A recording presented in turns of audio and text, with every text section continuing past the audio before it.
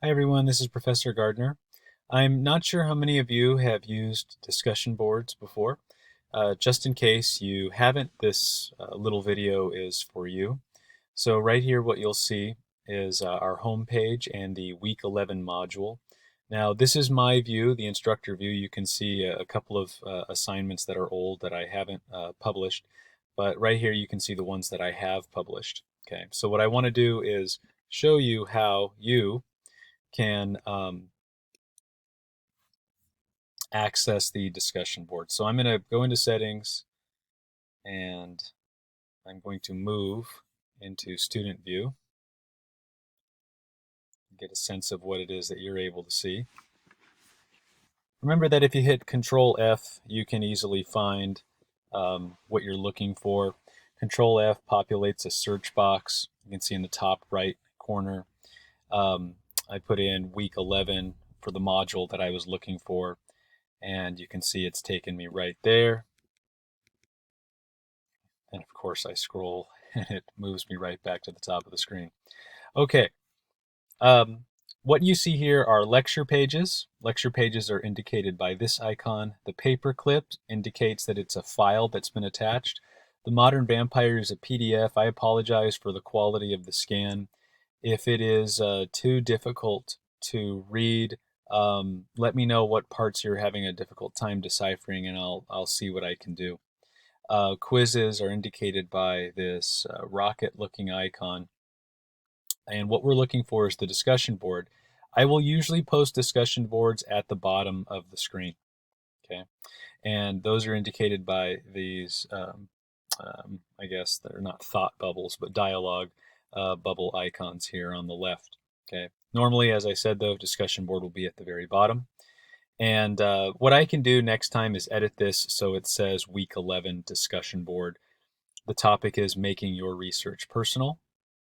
You select that. Okay. And you'll notice here that it says this is a group discussion. Because this is a test student access view that I haven't placed the test student into a discussion group, but I have placed all of you into different discussion groups. Basically, I split the class in half. Okay, so yours will either say that you are in the A group or the B group, which has nothing to do with your grades. Okay, it might say 1 or 2, I'm not sure. Nonetheless, though, don't be alarmed. As soon as you select that discussion board, it'll take you to the right spot. You will see the prompt.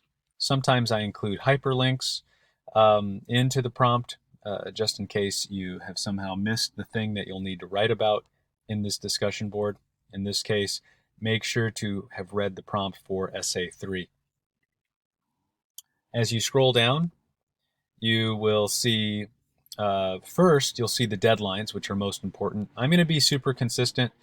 Your original post, whenever we do have a discussion board, is due on a Friday. The response post will be due on Sunday.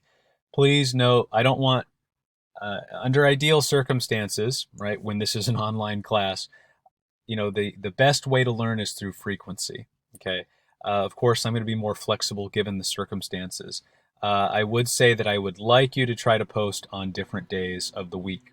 You do not need to wait until Friday to make your first discussion board post. If you're ready by Wednesday, you go ahead and post on Wednesday.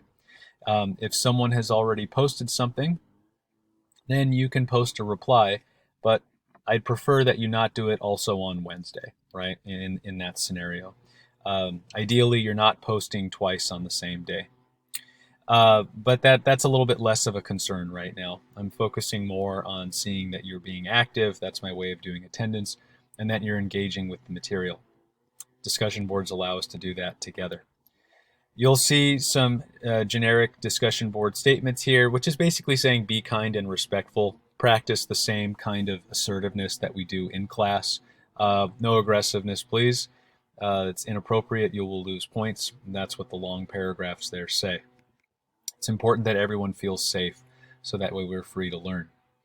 The discussion boards are an opportunity to practice your ideas and test them out. Okay, so they don't need to be perfect by any means. Then please note the word count.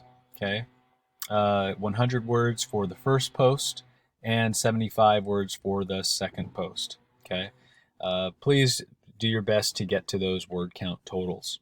All right, and here you can see the grading scale, 5 being the highest, and then of course I would say 1's the lowest, but really 0 is, and that's for a non-post.